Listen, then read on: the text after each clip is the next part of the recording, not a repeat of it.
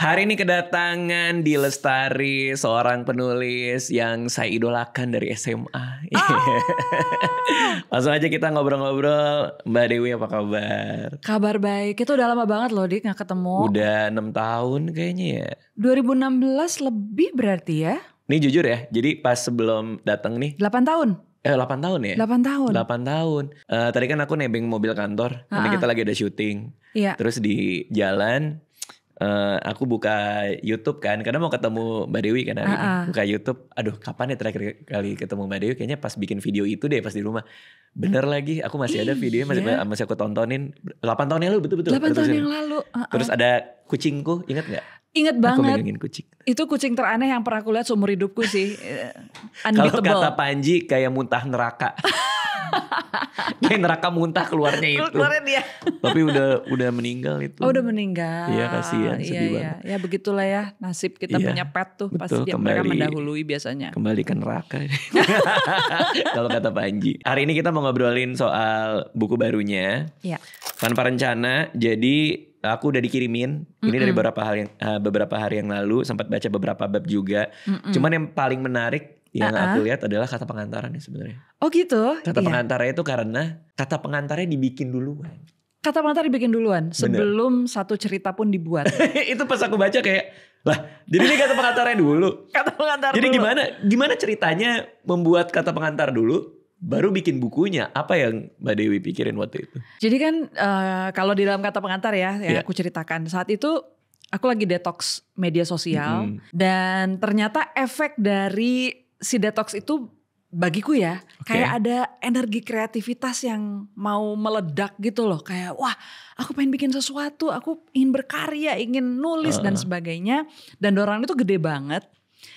Sampai akhirnya ketika aku buka aplikasi menulisku yang kebetulan memang si aplikasi satu itu bukan Word ya. Jadi dia namanya Om Writer, sangat memancing nulis. Kalau kapan-kapan kamu mau nyoba iseng boleh. Karena itu minim distraksi. Indah sekali, ada musik-musik. Terus kalau kita ngetik tuh ada kayak bunyi-bunyi hujan gitu. Setiap huruf yang kita ketuk tuh tiba-tiba ada ketuk-ketuk gitu. Pokoknya so inspiring. Oke, Om Writer. Om Writer, OMM Writer. Nah terus kemudian aku nulis. Tapi sebelum menulis tuh kayak sebentar. Ini kayaknya akan menjadi sesuatu deh. Gitu. Aku akan mencoba. Jadi dalam kepala aku ada planning gitu. Aku akan mencoba menulis spontan, artinya aku tidak tahu apa yang akan aku tulis saat ini gitu. Terus kayaknya langsung kepikir, kayaknya lucu juga ya bikin sebuah kumpulan cerita yang isinya kayak begitu semua. Jadi tulisan-tulisan yang spontan, tanpa perencanaan. Oke. Lalu gue bikinlah kata pengantarnya. Bahwa gue akan membuat sebuah buku dan bla bla bla. Baru kemudian gue nulis cerita pertama. Yang benar. Iya. Jadi artinya lucu ya, tanpa rencana tapi direncanain gimana sih? Iya paham sih. Cuma artinya paradoks. Ini nggak ada dipikirin. Apa biasanya kan kalau kita mau nulis ada plotnya dulu, premis dulu. Itu benar-benar gue biarkan imajinasi gue ngebawa gue. Navigasi internal completely. Iya. Dan ternyata bisa gitu loh Dik. Jadi buat aku salah satu ya mungkin pelajaran atau mutiara terpenting gitu ya setelah menyelesaikan antologi ini, ternyata kita bisa ya gitu sepasrah itu kepada alam inspirasi dan membiarkan dia bawa kita kemanapun gitu. Dan turns out it's okay gitu. Ternyata bisa bahkan si cerita-cerita tersebut membawa kejutan tersendiri buatku. Walaupun dengan catatan ya. Dengan catatan tidak semua sekali duduk. Artinya ada beberapa cerita yang memang volumenya panjang. Ada karakterisasi. Itu udah butuh 3.000-4.000 kata biasanya untuk selesai. Nah itu gue selesaikan dalam ya 2-3 kali duduk lah gitu. Tapi artinya ada draft lagi kan? Maksudnya udah nulis draft baru gitu? Gue terusin lagi besoknya gitu. Tapi gue tidak ngapa-ngapain, tidak kemudian bikin atau mengubah yang sebelumnya sudah gue tulis. Jadi hanya terus aja. Berarti artinya selesai dalam satu draft? Selesai dalam satu draft. Semua cerita ini? Iya, selesai dalam satu draft. Keren banget. Sebelum kemudian ke editor ya. Iya kan editor pasti ada notes sendiri. Iya gitu. Di sini kan ada banyak nih. Berarti karena ini tanpa rencana, apakah per cerita ini secara kronologis ditulisnya? Oh enggak. Jadi ketika udah selesai semua, gue kayak bikin kompilasi kaset zaman dulu gitu loh, Dik. Yang gue rasa-rasa ini lagu pertama apa ya gitu ya. Side A-nya apa, lagu pertamanya apa. Terus jadi gue cetak dulu semuanya, gue print semua. Habis itu gue simulasi lah. Enaknya yang pertama ini, kedua ini. Jadi kayak nyusun CD atau nyusun kaset gitu, ada susunannya gitu. Dengan ngebayangin emosi pembaca. Emosi pembaca habis cerita ini enaknya dikasih ini. Betul. Itulah kenapa ada kombinasi antara cerita panjang dan cerita mungkin panjang, pendek, semacam prosa lirisnya itu ya, di tengah-tengah itu ya. Tapi ini salah satu ingatanku ya soal Mbak Dewi itu. Jadi di Twitter itu, di zaman Twitter masih menyenangkan. I know that time. Kita suka bermain kata. Ada fiksi mini waktu itu, seru banget. Terus ada satu masa di mana namanya juga Twitter nih, ada yang ngelempar rindu itu apa gitu, nanti yang lain pada bikin tuh. Terus pada mendayu-dayu tuh, rindu itu seperti tidak tahu kapan akan bisa apa segala, terus ada pakai kata-kata romantis apa, terus aku ikutan tuh, rindu itu apa. Tiba-tiba Mbak Dewi Lestari, tiba-tiba tweetnya tek, rindu itu sederhana, titik, aku kamu gak ketemu. Langsung astaga, di tengah orang-orang segitu ributnya untuk ngomongin rindu sepanjang-panjangnya. Berarti itu ya, itu juga spontanitas pasti. Spontanitas, betul. Cuma ya memang kalau dalam tanpa rencana, karena sifatnya cerita, kita ingin bercerita gitu ya. Naratif ya. Iya, jadi ada volume, ada alur tertentu gitu. Walaupun prosesnya kurang lebih seperti itu. Prosesnya kurang lebih seperti menjemput sesuatu yang kemudian muncul di paling permukaan gitu kan ya. Makanya kalau kapan nanti Dika bisa baca lebih lanjut, baca full. Sebetulnya banyak yang katarsis sih di sini ya. Karena kan gue kehilangan beberapa orang penting dalam hidup gue dalam kurun waktu yang cukup singkat gitu. Jadi banyak sekali tema-tema kehilangan waktu, misalnya nih gue waktu nulis sebuah cerita judulnya Bapak Aku Mencoba. Itu tuh tepat ketika mungkin beberapa hari setelah bapak gue ulang tahun. Beliau berpulang bulan Februari lalu dan kayaknya memang masih banyak emosi yang belum selesai barangkali gitu ya. Jadi ketika gue nulis Bapak Aku Mencoba itu kayak nulis surat sebetulnya, nulis surat kepada bapak. Dan gue nulis di meja makan, yang mana itu tempat warawiri orang lalu lintas ya, ART lewat di depan gue, anak-anak gue apa segala macam. Itu gue nulis di situ dan nangis berderai-derai sampai semua orang rumah yang kenapa, mama kenapa gitu, gak apa-apa, gue cuma nulis aja gitu. Dan ya seperti itu, maksudnya setulus itu ya.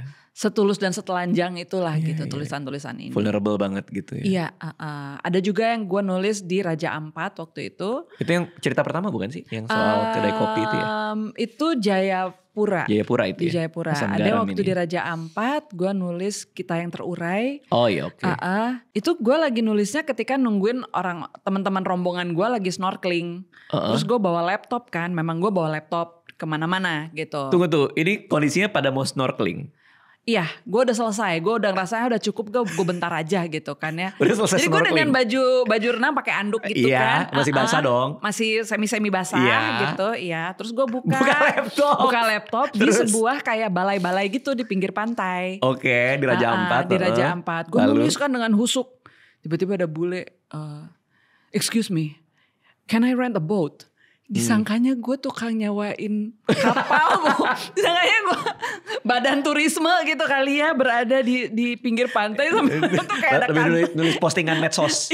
Jadi admin lagi jadi ngadmin. Iya gitu. Jadi sekocak itu dan ya macem-macem ya. Gue bikin ada di Solo.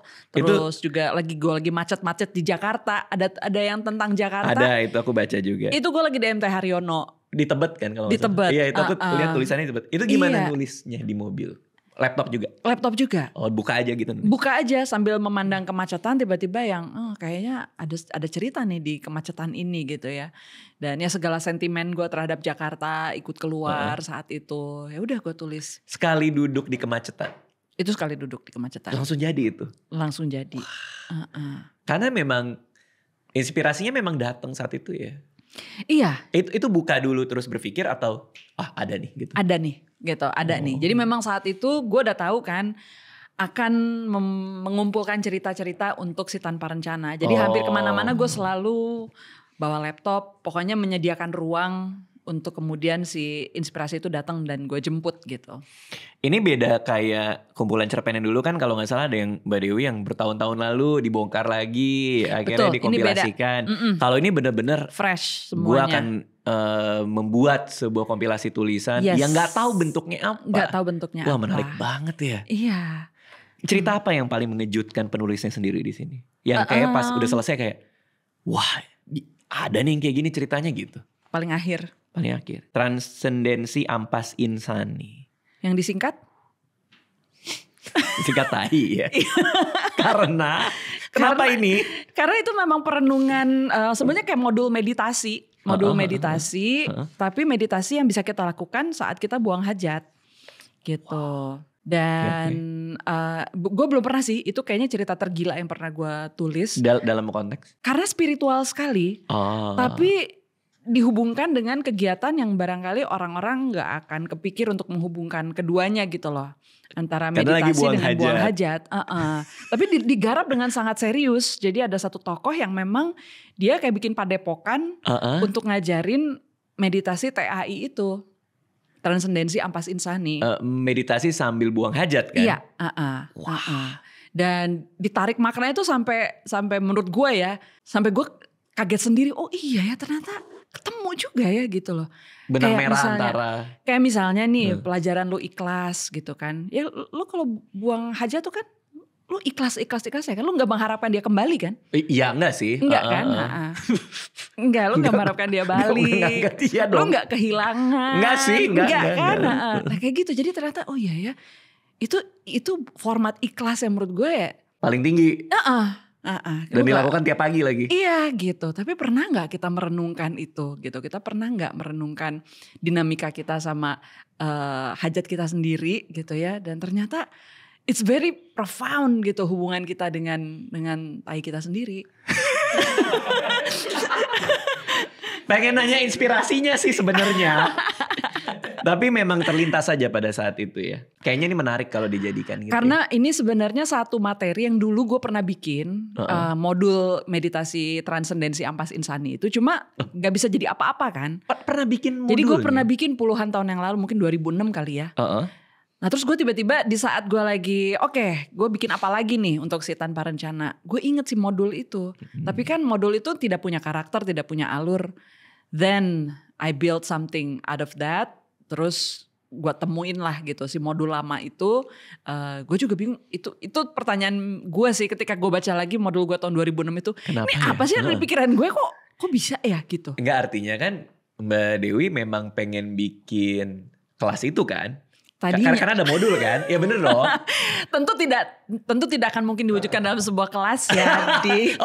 Modulnya ya itu aja ya. Maksudnya modul pelajar sendiri. Modul belajar sendiri. Iya benar-benar. Gak mungkin ada kelas rame-rame. Gak mau ada kelasnya. Oke, silakan mulai. Ya, silakan ambil tempat masing-masing. Nah, yuk. Gini aja ya. In 3, 2, 1. Ya, betul, kan gak mungkin. Ya paham. Oke. Oh berarti ada modul yang akhirnya dijadikan sebuah cerita. Ada karakter, ada 2 orang namanya Firman dan Wahyu. Oke, Firman dan Wahyu. Kan spiritual banget ya namanya aja udah Firman dan Wahyu. Oke, apakah itu cerita terakhir yang ditulis? Sebentar, gue sampai lupa inget. Iya deh, kayaknya itu cerita terakhir deh. Kapan taunya itu selesai? Artinya kapan tahu bahwa sudah cukup nih cerita yang mau dikompilasi? Jadi kalau menurut gue buku tuh berwibawa tuh kalau udah 25.000 kata at least gitu. Gue pernah bikin di bawah itu filosofi kopi 18.000. Oke. Tapi menurut aku secara wujud fisik bukunya jadi agak ketipisan sih gitu. Nah jadi gue ngejar kalau bisa sekitar 25.000-an kata. Nah satu cerita pertama yang gue bikin aku perlu tahu itu sekitar 1000-an. Jadi gue sempat berpikir gue butuh 20-an cerita untuk mencapai volume itu. Kuota itu. Ternyata di dalam 18 cerita yang gue bikin ada juga yang 3.000 kata, 4.000 kata gitu. Sehingga ketika gue kumpulin, loh ini ternyata udah 30-an ribu volumenya. Jadi buat gue ini udah cukup gitu. Oh, jadi artinya lebih ke ini word count-nya ya. Word count-nya. Karena akhirnya gue ambil patokan dari word count karena udah cukup gitu. Karena artinya untuk dipegang, udah enak, untuk dibaca udah pas nih. Udah pas gitu. Mbak Dewi ini kan senang bereksperimen dari sisi pengalaman pembaca ya, karena aku notice tuh zaman dulu Supernova ya kalau nggak salah sama provider apa itu ya? Perahu kertas ya waktu itu ya? Iya, perahu kertas sama provider, ingat banget lagi. Ada berapa perak bisa baca di kan? HP. Terus masuk lagi Recto verso ya. Ada 11 lagu dan 11 cerpen. Itu aku mau bahas itu tuh. Aku mau bahas yang lain, cuman gara-gara ngomong ini. Iya. Aku tuh lagi nulis buku lagi, Mbak. Oke. Akhirnya dia kembali ke fitrah. Kembali ke fitrah. Fiksi tapi sekarang fiksi. Wah, oke. Fiksi panjang, sebuah novel judulnya Timun Jelita. Soal musisi. Jadi orang 40 tahun. Yes. Bapaknya ninggalin gitar tua. Terus dia jadi inget dia suka musik tapi harus mengalahkan itu semua demi hidup kan. Karakter utamanya umur 40. Karakter utamanya 40. Aduh, seneng banget gue. Karena kita kurang, tau gak sih? Kita kurang koleksi karakter dan cerita yang ada di usia itu menurut aku. Bener ya. Kebanyakan lagi. Di 20-30 gitu. Bener banget lagi. Iya kan? Aku kan buka pre-ordernya orang-orang yang walaupun karakternya tua tapi aku beli. Ada walaupun karakternya tua. Ada IG story walaupun karakternya tua tapi aku PO buku ini. Walaupun karakter seolah kayak pasti aneh gitu loh. Iya. Kayaknya lu harusnya nggak di sini. Harusnya lu nggak jadi karakter buku utama. Nggak jadi. Nah terus, ini novel tentang band. Oke. Jadi bapak-bapak orang 40 tahun ini ngeband. Iya. I know, kebayang. Iya, nah terus ada lagunya, Mbak. Begitu aku ceritain project ini, pada bilang, Bang lu harus ngobrol sama Mbak Adi Lestari. Karena dia pernah bikin yang kayak gini. Yes. Nah aku jadi pengen nanya-nanya. Iya. Waktu itu dari pengalaman Mbak Dewi, kalau nggak salah ada Rapi Jali juga. Rapi Jali juga ada book soundtracknya. Band dan ada lagunya kan. Betul. Promo paling efektifnya gimana sih? Sebenarnya aku bingung deh. Aku bingung mau promoin bukunya sama lagunya gimana caranya sih? Kalau lagu, nanti siapa yang bikin lagunya? Aku udah bikin semua, ada 4. Oh, kamu udah bikin semuanya. Yes, siapa yang bakal perform? Ada perempuan, ada penyanyi. Oh, oke. Sebetulnya memang itu 2 industri yang berbeda ya, gitu kan. 2 industri yang berbeda. Kalau lo punya SDM-nya tentu bisa ngerjain sendiri di zaman sekarang ya. Gitu, tinggal kontak agregator dan sebagainya itu bisa. Tapi memang kalau untuk perkenalan musik yang jelas adalah video dan pementasan. Maksudnya dia perform gitu kan. Kalau bisa. Tapi kalau misalnya enggak, sebenarnya sih tidak menjadi syarat juga. Gue belum pernah tuh manggungin Rapi Jali. Pernah 1 kali di Ubud doang. Tapi waktu itu kan aku menggandeng penyanyi-penyanyi yang lumayan ada gaungnya ya. Ada Iwan Fals, ada BCL gitu. Terus ada siapa lagi? Ada Maudy Ayunda. Aku lihat tuh lagu-lagunya di IG Mbak Di. Betul. Nah, jadi kalau misalnya memang ada orang yang bisa kayak menjadi ambasador dari lagu-lagu itu, oke. Tapi karena ini sebenarnya bagian dari cerita, menurut aku tetap anchor yang paling kuat adalah cerita. Jadi lo tetap harus fokus di bukunya. Menurut aku memang si musik itu adalah pendukung dari si buku. Jadi jangan sampai lost fokus ke bukunya, ke ceritanya. Betul. Karena kalau orang udah masuk ke cerita, dia akan melihat turunan dari cerita itu kan. Dia lebih nyaman mengkonsumsinya kalau masuk ke situ. Dan ada satu lagi sih sebetulnya yang paling efektif. Apa tuh? Lu bikin film. Oh iya. Walaupun itu sebetulnya sudah format berbeda lagi ya. Iya. Cuma disitulah dalam film semuanya bisa dikenalkan sekaligus. Ya cerita dan lagunya. Yang mana itu terjadi pada Recto Verso. Perahu Kertas juga gak? Perahu Kertas juga, walaupun Perahu Kertas lagunya menyusul ya. Dia merupakan kayak soundtrack pada umumnya lah gitu. Bukan bagian integral dari si cerita sebetulnya. Kalau yang udah benar-benar menjadi bagian itu adalah Recto Verso dan Rapi Jali. Gitu. Karena aku memang niatku adalah aku pengen manggungnya. Aku kepengen itu gara-gara manggung di acara anak sekolah. Bisa banget. Kamu manggungin di anak sekolah itu pasti bakal bantu banget. Karena musik cuma itu sih. Kalau gak visual, lu perform gitu kan, atau masuk ke dalam wadah yang lebih gede lagi seperti film gitu. Nah, untuk yang ini ada turunan itu nggak? Ada rencana bagian dari buku ini mau di film pendekkan, difilmin, ada lagu, ada gitunya kan? Ini kan early stage banget ya, Dik ya. Baru rilis November ini. Jadi gue belum punya plan apa-apa sebetulnya. Tapi as you know gue kan suka iseng ya. Kadang-kadang kepikir pengen bikin lagunya gitu. Tapi ya I'll see lah. Tapi kalau misalnya ke dalam format film, kalau Dika kan memang sudah pernah terjun sebagai seorang produser, gue kan belum. Jadi gue lebih ya nunggu bola lah gitu. Kalau memang ada yang nawarin, ada yang tertarik, oke. Artinya terbuka ya berarti? Tentu terbuka gitu. Walaupun ini agak uniknya kalau Recto Verso kan memang apa ya? Oh iya, ini kayak Recto Verso sebetulnya. Kalau kayak Filosofi Kopi, ada cerita judulnya Filosofi Kopi gitu. Tapi kalau Tanpa Rencana nggak ada cerita judulnya Tanpa Rencana. Oh, paham sih. Iya kan? Jadi maksudnya yang mana yang mau diadaptasi gitu. Iya. Lucu juga sih kalau syutingnya juga tanpa rencana. Hari ini gak tahu mau ngambil apa. Bisa gak tahu kita? Bisa lucu kali ya. Terus ya siapa yang main? Lihat aja. Mungkin yang lewat. Yang lewat siapa ya? Oke. Nah terus kenapa? Ini aku pertanyaan yang penasaran aja sih. Berangkat dari penasaran aja sih. Kenapa untuk yang ini itu langsung buku? Padahal kan dulu ada eksperimen lain. Ada website blog berbayar ya waktu itu buat Rapi Jali. Ada cerbung juga. Ada cerbung. Soalnya gini, kalau Tanpa Rencana dia itu ya memang apa ya, pengalaman bacanya kan agak beda ya. Kalau dengan cerbung kan kita diikat oleh cerita panjang dan tokoh yang sama. Betul, tokoh yang sama, kita ngikutin cerita dari awal sampai akhir gitu. Sementara Tanpa Rencana ini memang buat aku lebih pengalaman solitary sih, lebih pengalaman individu, orang baca sendirian. Dia mau hari ini mau baca 1 dulu, mau baca 2, mau baca 3, terserah gitu loh. Sementara kalau cerbung itu kan kita kasih oke, saya akan kasih 3 bab ya minggu ini, nanti depan 3 bab lagi dan sebagainya gitu loh. Jadi menurut aku beda buku, beda pengalaman. Jadi tidak perlu dipaksakan bahwa harus ada versi digitalnya yang dinikmati duluan gitu. Aku melihat Tanpa Rencana tidak membutuhkan itu. Dia udah seperti ini aja lah gitu. Oke, berarti memang karena tipikal bukunya juga beda-beda ya, secara karakter, secara jenis tulisan kan juga beda-beda. Kalau cerbung kan orang masih bisa keikat sama tokoh kan. Iya, minggu depan apa nih? Dia gitu. ngapain? Dia ngapain? Sambungannya apa? Gitu. Gitu ya. Tapi nggak sempat terlintas sedikit pun. Ini mau jual digital itu enggak ya? Enggak. Biasanya ini akan digital justru belakangan ya. Kalau di dalam norma umum industri buku di Indonesia kan biasanya digitalnya nanti menyusul sebulan atau 2 bulan setelah ini gitu. Perubahan apa yang Mbak Dewi rasakan dari sisi industri sama masyarakatnya? Karena kita kan nulis udah lama banget ya. Mbak Dewi bahkan nulis pas zaman dulu tuh ngeprint sendiri Supernova ya kan? Iya, self-publish aku tuh 2001. Ngeprint sendiri, jual dari kampus ke kampus kan dulu kan.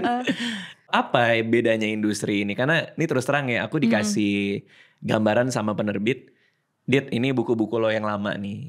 Judulnya ini terjualnya sekian. Kita bisa kali ya coba untuk nyampe ke angka penjualan yang dulu gitu. Karena mereka ngasih lihat data kan. Dulu tuh nih orang beli banget loh buku gitu. Kita set target segitu yuk gitu. Tapi terus terang di diriku tuh ada keraguan. Industrinya sama gak sih? Minat bacanya masih ada gak sih gitu. Nah kalau Mbak Dewi apa yang dirasakan ini terutama buku baru kan. Sepanjang pengalaman ini.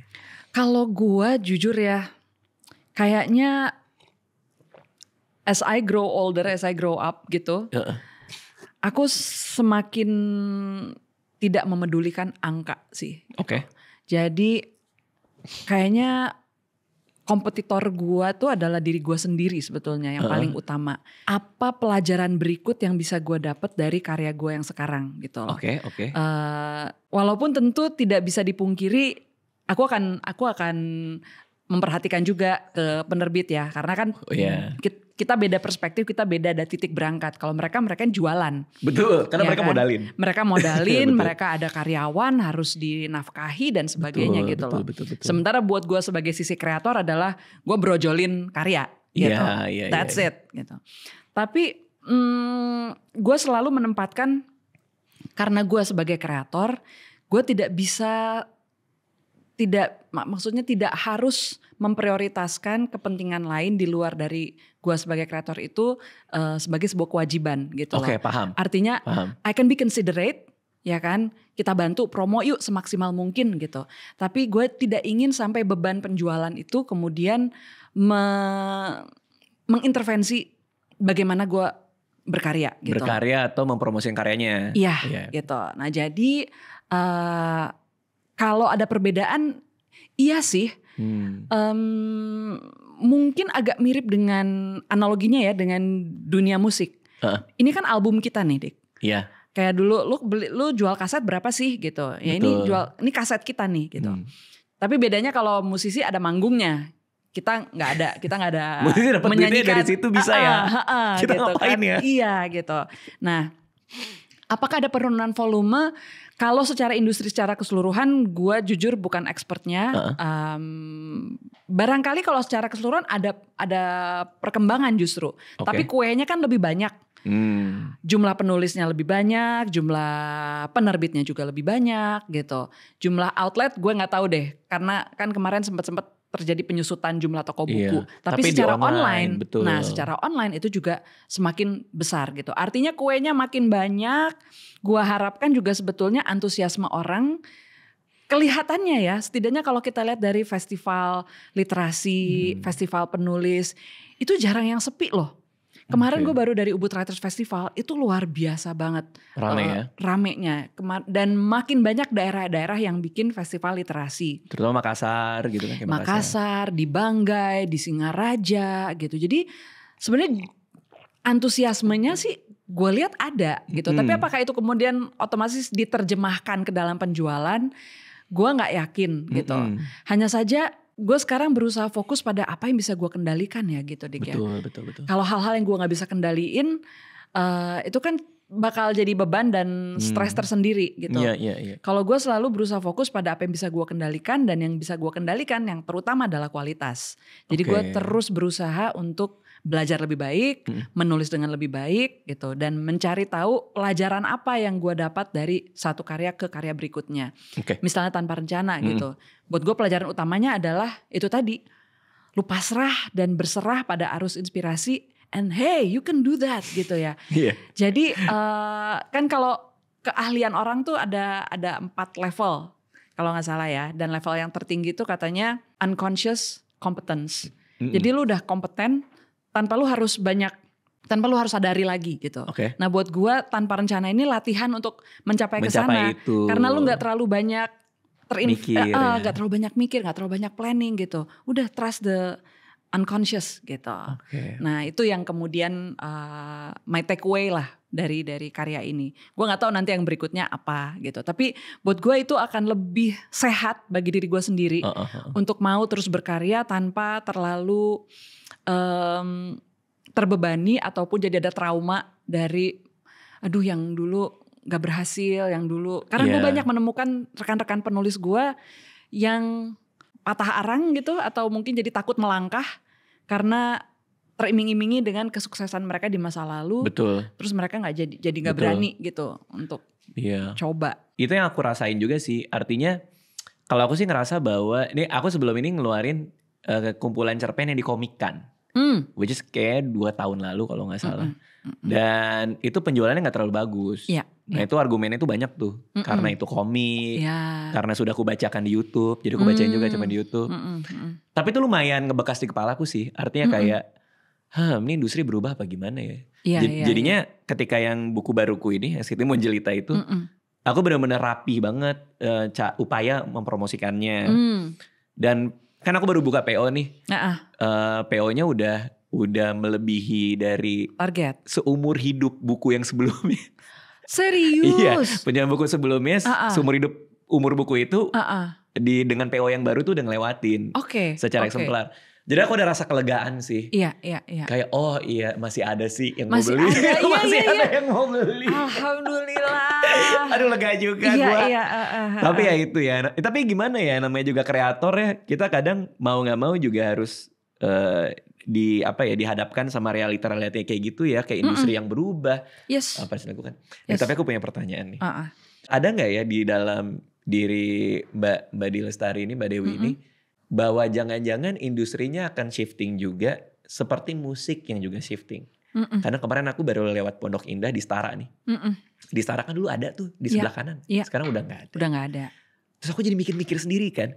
Oh ini karena ada streaming kan. Orang bisa akses.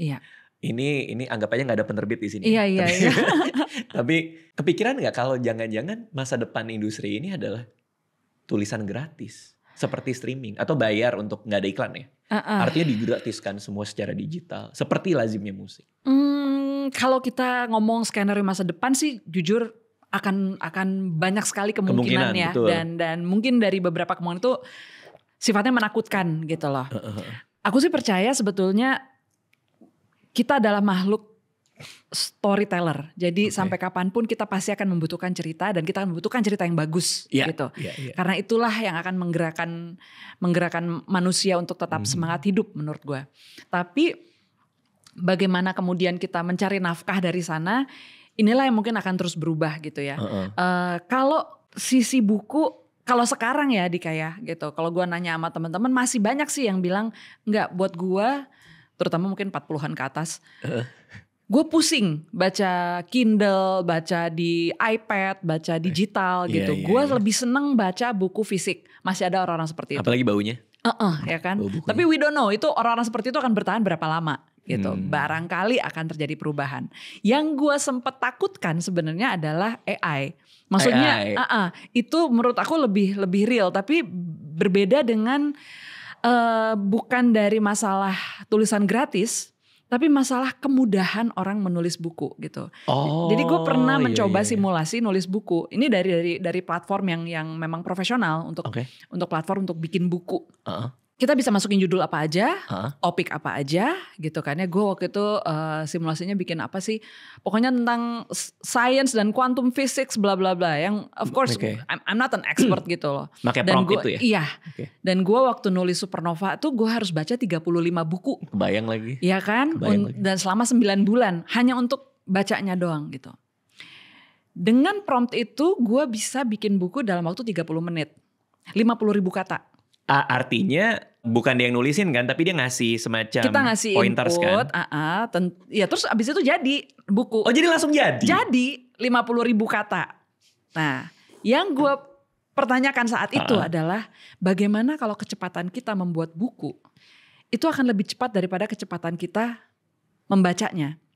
Sekarang gue nulis Aroma Karsa itu 9 bulan. Orang baca 3-4 hari seminggu gitu. Selesai. Ya. Sekarang gue bisa bikin satu buku 30 menit. 50.000 kata. Yang mana mungkin orang butuh 3 atau 4 hari membacanya. Jadi antara penyerapan dengan produksi itu akan terjadi kejomplangan. Dan gue gak tahu apa yang akan terjadi di dunia yang seperti itu gitu loh. Ketika siapa aja bisa bikin buku. You don't have to be an expert gitu ya. Tentu saja si prompt itu harus kita edit lagi, kita rapikan dan sebagainya. Tapi lu punya your first draft within half an hour gitu. Which is passable juga. Maksudnya mungkin gak bagus banget tapi passable. Iya. Orang bisa baca. Bisa baca. Bisa menarik sesuatu lah dari sana gitu ya. Walaupun mungkin bukan bacaan terbaik yang pernah kita temukan gitu. Artinya ketakutan itu adalah gimana kalau oversupply gitu maksudnya? Oversupply dan akhirnya kita kayak tenggelam di dalam sebenarnya kita sedang mengalami saat ini ya. Menurut aku kita sekarang obesitas informasi gitu. Kuantitas yang kualitas itu jadi semakin gimana cara menemukannya ya kayak gitu loh. Kalau nanti semua orang begitu mudah membuat buku, gue mau mencari bacaan yang berkualitas, yang bisa menjadi resource, yang bisa gue percaya, yang kemudian memperkaya gue dengan sesuatu gitu. Itu gimana gitu, dan gimana lu kemudian menemukan suara seorang penulis yang otentik di antara gempuran robot-robot ini. Iya gitu, itu sih yang jadi kemanusiaan kita yang gue agak khawatirkan gitu. So apa dengan demikian barangkali ya betul akhirnya mungkin kita bisa mencapai tulisan gratis karena it's so easy to create something, it's so easy to write something gitu. Tapi kan aku juga lumayan gemeteran tuh soal AI kan. Apalagi AI ada yang bisa nulis komedi, ada skrip stand up, ada AI yang bisa nulis. Terus akhirnya aku lumayan lihat diskursus soal AI ini kan. ada satu argumen yang menarik bahwa AI itu hanya bisa membuat dari apa yang sudah pernah. Artinya dia nyari derivatif dari apa yang sudah ada. Yang dia nggak bisa adalah bikin yang baru yang orang nggak pernah lihat. Nah itulah seniman-seniman, berarti lo harus lebih bisa untuk punya daya inovasi gitu. Itu lumayan melegakan sih. Lumayan melegakan. Bener juga sih. Tapi kebayang susah banget ya, karena kan pada prinsipnya there's nothing new under the sun. Bener banget lagi. Mereka bisa bikin lagu, AI bisa bikin lagu karena terjadi pola yang bisa dibaca kan, gitu. Betul. Orang-orang yang saat itu yang ribuan orang original yang kemudian merasa membuat lagu otentik dan kemudian itu menjadi sebuah data sebelum menjadi pola gitu, yang kemudian bisa dimultiplikasi, bisa diduplikasi gitu kan. What are the chances buku nggak bisa seperti itu? Kita tahu sendiri kan story, kalau kita baca kan story udah jelas kategorinya, ada genre-nya maksudnya. Genre-nya udah ketahuan gitu kan. Dan semua punya rules-nya sendiri. Love buddies, bikin apa gitu kan udah ada gitu. So akan sangat, kayaknya anything with pattern akan sangat mudah untuk dibaca ya gitu. Nah kalau untuk buku ini agak teknis sih. Kenapa harus ada warnanya? Oke. Ada ini sendiri nggak? Karena kan pasti harganya naik ini. Kita ngomongin produksi nih. Emang. Bahkan udah ditawar tuh, ya nak ya penerbit ya. Kalau bisa jangan full color ya, satu warna aja. Terus gitu. Akhirnya dapat pilihan mau warna biru, mau warna apa? Gue pilih warna violet. Oh, aku pikir ini justru dari penerbit kayak. Oh kita naikin kualitas produksinya kali, makanya ada warna. Tapi ternyata dari Mbak. Karena dari aku pengen ada ilustrasi. Dan ada ilustrasi tidak berwarna itu ya akan kurang terasa wow gitu kan. Jadi mau gak mau harus ada warnanya. Lalu? Gitu. Lalu akhirnya titik tengahnya ini? Yes gitu. Karena kalau misalnya full color terlalu mahal. Kasihan pembaca ya kan. Bener ini nih. Nah. Oke, siap. Oke, jadi total ada berapa cerita ini Mbak? 18. Ada 18. Semuanya tanpa rencana. Semuanya tanpa rencana dengan format yang berbeda-beda. Ada yang panjang dan pendek. Kalau lagu ya nanti kita lihat ya Dika ya. Apakah akan ada turunan berikutnya. Ada turunan produknya. Tapi yang gue seneng dari tanpa rencana sebetulnya. Kalau tadi lo nanya perkembangan industri buku. Oke. Gue mungkin pengen cerita sedikit tentang perkembangan gue sebagai penulis gitu loh. Yang kemudian itu sedikit banyak tercerminkan di dalam tanpa rencana. Contohnya gue jadi punya tokoh utama yang umurnya 50 tahun. Gitu kan. Yang tadinya gue gak kepikir. Cerita cinta lagi gitu. Cerita cinta tapi di usia seperti itu. Artinya tiba-tiba gue jadi punya kesempatan untuk kasih sebuah POV yang realistis, yang barangkali beda banget dengan cerita cinta anak umur 20-an gitu ya, atau 30-an. Ini tuh udah, you've been there, done that gitu lah. Let's skip all the bullshit gitu kan. Terus, jadi cerita cintanya sangat tidak biasa menurut gua gitu. Dan juga banyak tema-tema yang melihat kehidupan dengan lebih apa adanya barangkali ya gitu. Termasuk tentang spiritualitas itu sendiri gitu. Gue merasakan sekali kalau dulu di Supernova kan juga tentang spirituality ya gitu. Tapi terasa sekali berapi-apinya gitu. Kalau di sini tuh kayak udah Wallace gitu, kayak udah yang oke, gini doang kok sebenarnya gitu loh. Jadi ada perubahan itu ya. Ternyata ada proses pendewasaan itu, bahkan ya menghubungkannya dengan transendensi ampas insani tadi gitu kan ya. Gue bisa melihat oh iya ini kayaknya perspektif gue memandang hidup tuh sekarang jadi lebih ringan, lebih humoris, terus juga lebih kalau emosional masih ada tapi juga lebih apa adanya gitu loh. Jadi tidak terasa try to be someone or something gitu. Karena kalau pas awal-awal bikin Supernova katakanlah ya, itu kan ada sebagai penulis ada kebaruan itu kali ya, menemukan soal fisika kuantum, soal apa, dan bermain pola di kepala kayak bisa gue giniin kali ya gitu kali ya. Iya. Dan itu kayak pengalaman baru, pengetahuan baru. Ya kayak gimana sih kayak lo baru ngefans sama seseorang terus yang aku tergila-gila gitu kan ya. Terus menyampaikannya lagi dengan menyala-nyala gitu. Kalau sekarang tuh udah yang kita udah, gue udah tahu lo gitu, lo udah tahu gue, terus jadi cara menyampaikan lo jauh lebih santai gitu. Dan pun juga dengan keterbukaan informasi, orang yang terekspos sama teori-teori fisika kuantum kan juga lebih banyak. Artinya bukan lagi sesuatu yang kebaruan yang kita temuin. Kayak aku kan baca supernova kayak apa nih kucing Schrödinger nih? Iya. Apa nih dia mati tapi dia hidup? Itu akhirnya nyari sendiri kan. Kalau sekarang kan anakku aja udah jadi meme. Kucing Schrödinger jadi meme. Iya benar. Kucing Schrödinger udah jadi meme. Anakku aja kemarin kalau tiap hari Minggu kan dapat boleh nonton YouTube. Anakmu umur berapa sih sekarang? Umur 5. Oh my God. Iya benar 5. Suka lupa umurnya.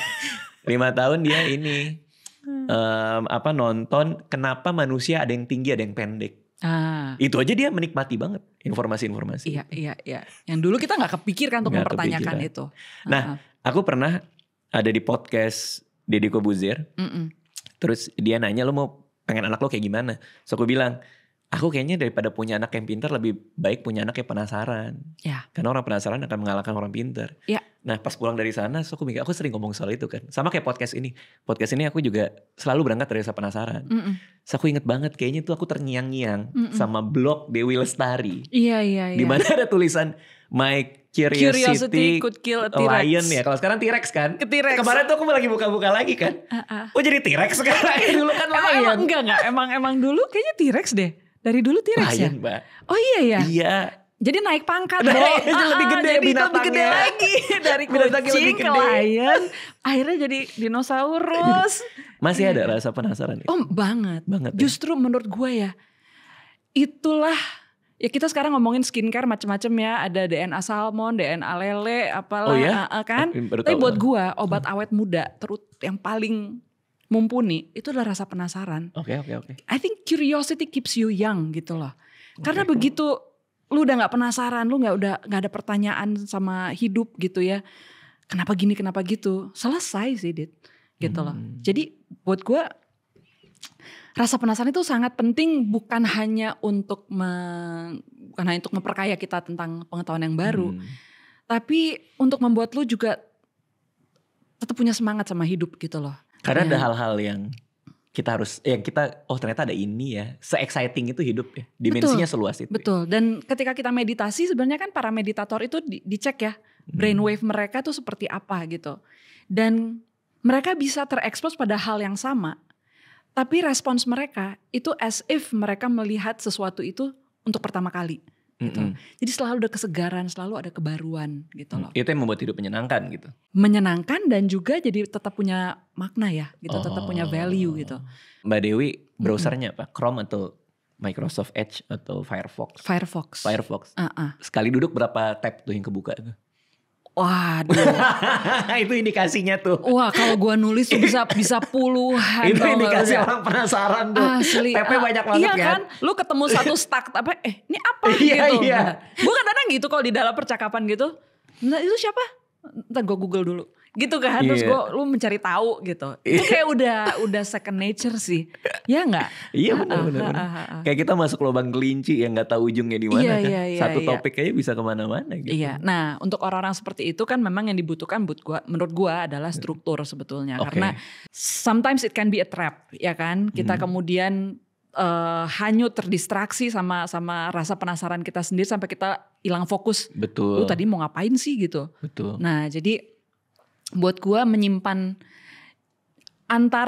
rasa penasaran dengan menyimpan sebuah tujuan itu sama pentingnya sih gitu. Jadi rasa penasaran itu kemudian kita bawa ke dalam sebuah arah gitu, ada tujuan. Karena kalau enggak ya udah dia akan kemana-mana gitu. Karena menurut gue kita sebagai orang kreatif rasanya kita punya second nature, rasa penasaran itu udah hampir otomatis gitu kan. Karena dengan demikian kita bisa berkarya. Lu kan membayangkan andaikan begini gimana ya jadinya kalau gue bikin begini. Itu kan udah sesuatu second yang alami gitu. Tapi kalau misalnya kita tidak kemudian punya sebuah tujuan, nah itu yang menurut aku kita bisa buang-buang waktu juga. Benar. Dan jadi overwhelming kan. Iya. Jadi paradox of choice aja tuh kayak. Iya. Dan akhirnya lu gak bisa gerak gitu. Karena saking banyaknya pilihan. Tapi gue seneng loh lu punya prinsip seperti itu juga. Iya, aku juga menanamkan itu ke anakku. By the way, ngomong-ngomong soal podcast, gue tuh pernah ketemu ada yang nonton tepatnya ngasih tahu. Kalau nggak salah Ruby, Alexandro Ruby pernah jadi tamu. Terus Dia kayaknya ngomong tentang gua di dalam podcast itu kayaknya. Dan tentang ulang tahun. Terus Ruby tuh kalau nggak salah bilang, ini karena orang lain yang nonton ya gitu. Gue tuh selalu diucapin selamat ulang tahun sama Mbak Dewi gitu. Udah gitu lo ngomong kok gue nggak pernah ya gitu. Terus gue kepikiran loh Dika. Aduh enggak Mbak, itu aku bercanda Mbak. Aku suka bercanda. Terus gue langsung Google. Gue sekarang udah catet ulang tahun lu. Mbak enggak usah itu. Itu aku bercanda banget. Ya aku bercanda banget aku. Gue gak enak sama Dika. Enggak aman Mbak, aman. Aku ulang tahun aja sering kabur. Oh gitu. Aku emang enggak ini kok. Bercanda. Tapi enggak apa-apa udah gue catat kok. Siap. Terakhir nih. Ini kalau aku enggak salah, kalau di kata pengantar itu dari 2020 dimulainya. Yes. Berarti ini perjalanan 4 tahun kah? Sebenarnya 2020 itu gue cuma bikin satu, si Aku Perlu Tahu itu. Oke. Itu cerita pertama. Setelah itu gue bikin Rapi Jali apa segala macam, and then life happens. Ketika gue kehilangan Reza, gue 1 tahun gue nggak bikin apa-apa. Dan baru 2023 gue kemudian mulai kembali menjenguk si ide tanpa rencana ini. Gue mulai secara sporadis bikin 1, 2. Nah 2024 I just felt I have to do something gitu loh. Karena gue kayak punya internal alarm gitu loh. Kalau gue udah kelamaan gak berkarya tuh ada keresahan. Gue harus bikin sesuatu gitu. Tapi kalau gue bikin novel itu butuh komitmen waktu yang luar biasa kan. So akhirnya gue putuskan ya udah gue balik ke si tanpa rencana ini. So 2024 ini yang gue kebut mungkin 80% gue selesaikan di 2024. Oh berarti ada periode berapa? 3 bulan menulis ini? Yes. Tapi sporadis sih sebetulnya ya. Karena pokoknya udah ada, begitu gue mencanangkan agenda akan bikin tanpa rencana, mulailah si laptop dibawa kemana-mana, mulai setiap ada kesempatan gue nulis, apa yang bisa gue cari. Gue bahkan sempet dapat advice dari Henry Manampiring untuk perjalanan lu naik kereta deh dari Bandung ke Jogja itu pemandangannya bagus gitu kan. Terus? Sampai gue cari-cari acara di Yogyakarta. Ada nggak ada yang mau menampung gue nggak di Yogyakarta gitu? Sekalian acara gue cuma pengen iya kan, efisiensi tetap. Betul. Gue cuma mau perjalanan itu doang. Dan akhirnya dapat ada beberapa cerita yang gue dapat gue bikin di dalam perjalanan ke Yogyakarta itu. Dari Jakarta? Dari Bandung. Karena katanya kalau dari Bandung tuh rute arahnya berbeda, pemandangannya lebih cantik. Nah jadi gue waktu itu ke Bandung dulu. Di Bandung juga sama. Siapa yang bisa gue temui di Bandung? Adalah arisan SD. Gue arisan dulu sama teman-teman SD gue. Terus besoknya gue ke Jogja. Dapet. Berapa cerita. Jam itu? Lama sih. Itu yang kursi yang bagus itu gak sih? Iya. Yang panoramik. Yang itu. Panoramik yang lu bisa lihat pemandangan. Show gitu. di Jogja kapan? Nah kan. Dapat ide kan. Show di Jogja kapan? Enggak nih aku harus banget naik kereta itu. Tahun depan? Februari, Januari? Oke, naik kereta ya. Tapi dari Bandung ya Dika ya? Iya, dari Bandung.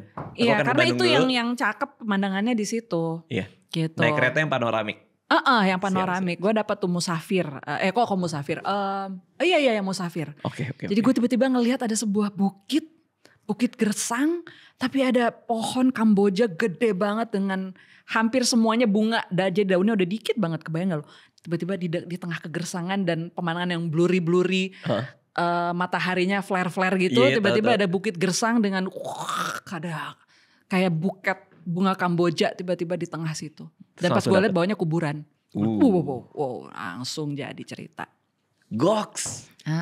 Harus banget gue. Nah, ini yang gue harapkan sebenarnya di kayak dan sebenarnya ngomong tuh editor gue.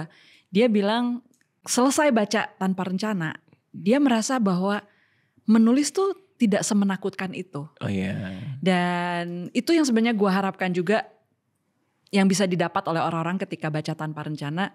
Keberanian mereka untuk kemudian yuk make something. Yuk kemudian menengok ide-ide lama mereka atau ide-ide baru yang muncul dan tidak takut berhadapan dengan ide-ide itu. Dan ya udah eksekusi aja.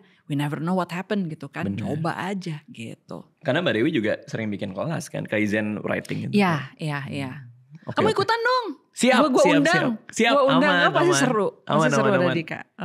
Karena gue pernah ikutan kelas lu juga. Yang bener. Iya. Ngapain ikut kelas? Gue penasaran. Gue kan penasaranan orangnya. Aduh, gue malu banget lagi. Aduh, ya pokoknya yang komedi apa bukan, ya? Bukan, yang struktur kalau nggak salah. Yang bedah cerpen ya kalau nggak salah ya. Kayaknya lu cerita struktur deh. Struktur ya, oke. Siap, oke. Malu banget lagi. Terakhir deh, satu lagi deh. Aku penasaran soalnya. Iya. Tipikal hari Mbak Dewi gimana? Tipikal hariku. Saat nulis atau nggak nulis? Karena berbeda sekali. Boleh saat nulis. Saat nulis itu aku masuk ke dalam sebuah rutinitas yang gue suka banget nih. Hari-hari gue menulis itu. Oke. Karena disitulah gue memperlakukan waktu menulis gue sebagai waktu yang sakral. Oke. So I say no to almost nongki cantik yuk, ngopi cantik enggak. Gue nulis. Jadi biasanya gue mulai pagi hari olahraga. Bangun jam berapa tuh? Bangun karena anak gue sekolah ya, gue bangun antara jam 6:30 gitu ya. Udah gitu gue olahraga, kelas olahraga gue biasanya antara jam 8, jam 9 atau jam 9 sampai jam 10. Which is Pilates, Zumba. Zumba.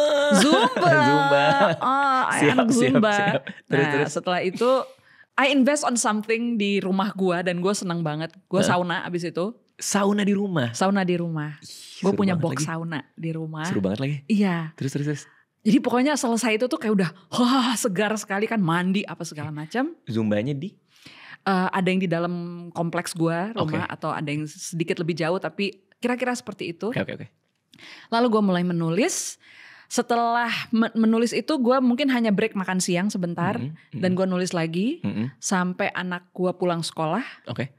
Abis itu udah, then I close my day, gue nonton streaming atau nonton apapun, makan dan sebagainya. Nggak, gue jarang makan sih malam.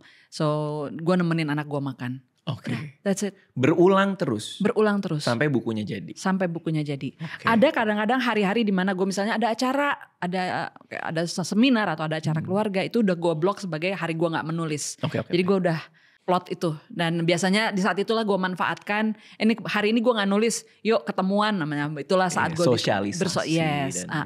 Tapi kalau gue nulis sebiasa itu hari gue, but I really enjoyed it. Kebayang lagi. Itu menyenangkan sekali. Karena tiba-tiba kayak badan lu tuh ikut seneng. Lu bangun di jam yang sama, lu tidur di jam yang sama gitu. Sangat teratur. Mbak Dewi, terima kasih udah datang hari ini. Aku sekali lagi mau bilang bahwa gara-gara Supernova lah aku pengen nulis. Aduh, dari zaman SMA kali itu ya. Aku baru tahu ada fiksi dibuat dengan sangat semenarik itu, makanya aku pengen bikin buku. Yes, terus salah satu interaksi yang aku paling inget juga di Twitter lagi-lagi, zaman-zaman masih menyenangkan itu adalah ada yang bilang, Bang Radit, aku jadi suka nulis buku karena baca buku Bang Radit. Nah, terus aku bales nih.